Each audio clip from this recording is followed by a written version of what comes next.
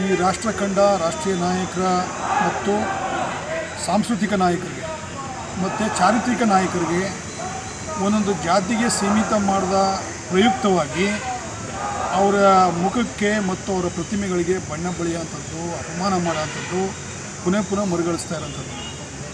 ಬಸವಣ್ಣವರ ಭಾವಚಿತ್ರಕ್ಕೆ ಮಸಿ ಬಳಿಯುವಂಥದ್ದು, ಕನಕದಾಸರ ಭಾವಚಿತ್ರಕ್ಕೆ ಮಸಿ ಬಳಿಯುವಂಥದ್ದು, ಇನ್ನೊಂದು ಕಡೆ ಸಂಗೊಳ್ಳಿ ರಾಯಣ್ಣ ವಿಗ್ರಹ ಹೊಡೆದಾಕಂಥದ್ದು, ವಾಲ್ಮೀಕಿಯವರ ವಿಗ್ರಹ ಕಿತ್ತಾಕಂಥದ್ದು.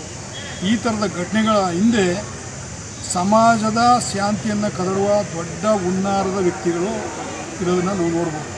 ನಿನ್ನೆ ಅಲ್ಲೇ ಘಟನೆಯೂ ಅದೇ ಥರ ಆಗಿರೋದು.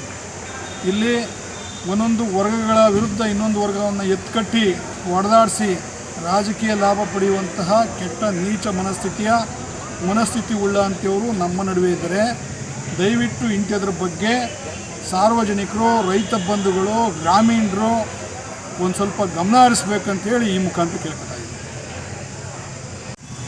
ನಂಜನಗೂಡು ತಾಲೂಕು ಅಲ್ದ್ರೆ ಗ್ರಾಮದಲ್ಲಿ ಅಂಬೇಡ್ಕರ್ ಅವರ ಒಂದು ಭಾವಚಿತ್ರಕ್ಕೆ ಅಪಮಾನ ಮಾಡುವಂಥ ಕೆಲಸ ಆಗಿದೆ. ಇದೇ ಅಲ್ದ್ರೆ ಗ್ರಾಮದಲ್ಲಿ ಮೊದಲು ಕೂಡ ಇದೇ ವಿಚಾರಕ್ಕೆ ಸಾಕಷ್ಟು ಗೊಂದಲಗಳಾಗಿದೆ. ಮತ್ತದೇ ನಮ್ಮ ತಾಲೂಕಿನಲ್ಲಿ ಮರುಕಳಿಸಿರೋಂಥದ್ದನ್ನು ನಮ್ಮ ಕರ್ನಾಟಕ ರಾಜ್ಯ ರೈತ ಸಂಘ ತೀವ್ರವಾಗಿ ಖಂಡನೆ ಮಾಡ್ತೀವಿ. ನಮ್ಮಲ್ಲಿ ಇತ್ತೀಚೆಗೆ ಒಂದು ಕೆಟ್ಟ ರೋಗ ಚಾಳಿ ಬೆಳೀತಾ ಇರೋಂಥದ್ದು.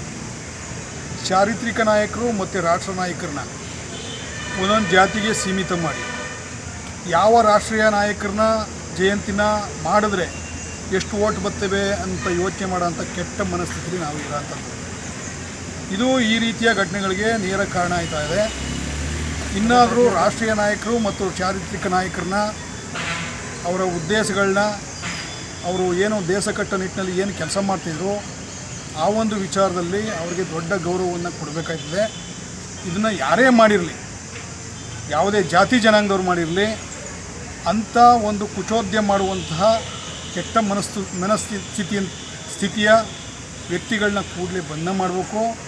ಮತ್ತು ಇನ್ನೊಂದು, ಯಾವುದೇ ಈ ಒಂದು ಘಟನೆಯನ್ನು ಯಾವುದೇ ಒಂದು ವರ್ಗದ ಮೇಲೆ ಎತ್ತಾಕಂಥ ಪರಿಸ್ಥಿತಿನೂ ಕೂಡ ನಿರ್ಮಾಣ ಆಗಬಾರ್ದು. ಯಾಕಂದರೆ ಯಾವನೋ ಒಬ್ಬ ಮಾಡಿರ್ತಾನೆ, ಅವನಿಗೆ ಮಾಡಿದವನಿಗೆ ಇದು ಭಾಳ ಸಣ್ಣ ಕೆಲಸ ಅಂತ ಕಾಣಿಸಿರ್ಬೋದು. ಆದರೆ ಮಾಡಿರೋ ಅಂಥದ್ದು ಇಡೀ ರಾಷ್ಟ್ರ, ಇಡೀ ಪ್ರಪಂಚ ಕಂಡ ಒಬ್ಬ ಶ್ರೇಷ್ಠ ಜ್ಞಾನಿ, ಸಂವಿಧಾನ ತಜ್ಞ, ಏನು ಅಸ್ಪೃಶ್ಯತೆ ವಿರುದ್ಧ ದೊಡ್ಡ ಹೋರಾಟ ಮಾಡಿದಂಥವರು ಮತ್ತು ಏನು ಸಮಾನತೆಯನ್ನು ಸಾರದಂಥವರು, ಈ ರಾಷ್ಟ್ರಕ್ಕೆ ದೊಡ್ಡ ಸಂವಿಧಾನವನ್ನು ಕೊಟ್ಟಂಥವರು, ಈ ರಾಷ್ಟ್ರದಲ್ಲಿ ಸಾಮಾಜಿಕ, ಆರ್ಥಿಕ, ಶೈಕ್ಷಣಿಕ ಸಮಾನತೆಯನ್ನು ಸಾರದಂತಹ ಒಬ್ಬ ಮಹಾಜ್ಞಾನಿಗೆ ಅಪಮಾನ ಮಾಡಿರೋದನ್ನ ನಾವು ತೀವ್ರವಾಗಿ ಖಂಡನೆ ಮಾಡ್ತೀವಿ. ವಿದ್ಯಾಸಾಗರ್, ಜಿಲ್ಲಾಧ್ಯಕ್ಷರು, ಕರ್ನಾಟಕ ರಾಜ್ಯ ರೈತ ಸಂಘ ಅಸೋಸಿಯೇಷನ್.